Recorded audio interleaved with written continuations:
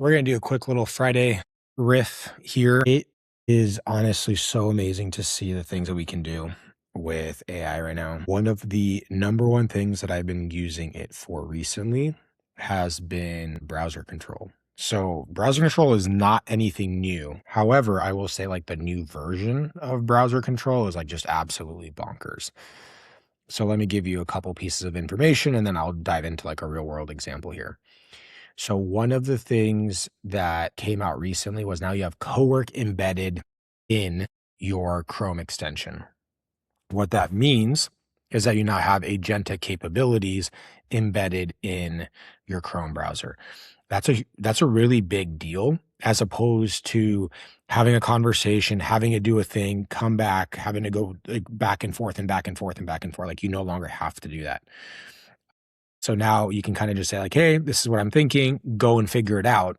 And it'll go and it'll like try its best to go and figure it out. Like that's a big deal. I'll actually give you a really good example of this because I did this last night. Is I didn't know that our HubSpot subdomain was like a generic subdomain. I also didn't know that you can go in there and like make it look more professional. So for example, we changed our scheduling link to say meetings.zi.consulting as like the domain. Before it was like na2-hubspot, whatever, right? Small change, but I don't know how to do a lot of that. I know how to do it from the subdomain side to go into like our GoDaddy account and figure out how to like change it.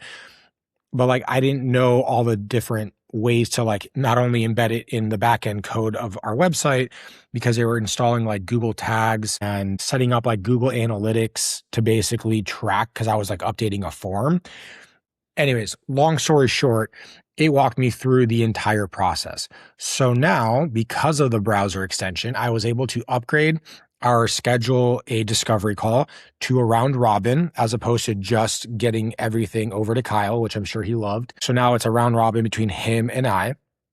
We updated the scheduling link to make it look more professional. We added a Google tag to when someone is clicking on that form fill, so we can track how many people are converting from our LinkedIn ads over into the form fill and actually filling it out. Like these are all things that like as an accountant, like I don't really understand or have access to, but I can understand how to do them with like some guidance, right? And so not only was it guiding me, I was asking questions throughout the entire journey, trying to understand like, why do I care about having a Google tag? And I was like, oh, it's because you want to be able to create some kind of attribution from like your LinkedIn ads over to someone clicking the form. Okay, well, that makes sense. Didn't know that was a thing. So it's like stuff like that that I really love about AI, and like the browser control in particular just helps with the setup, because it basically goes through and all the things that you don't have a connector to or an API endpoint, you're effectively able to kind of just do. And like, yeah, that's been like the biggest thing for me.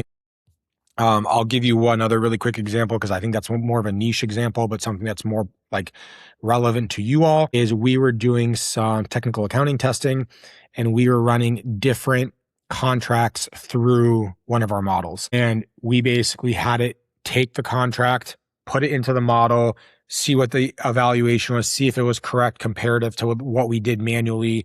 And we did that over like 3, 4, 5 different contracts. But I just let it run in the background. And because it was web-based, that's why the browser control was really important here. So anyways, it's stuff like that. Think about like invoices you have to pull down. Think about data you have to scrape from QuickBooks Desktop or some other VPN.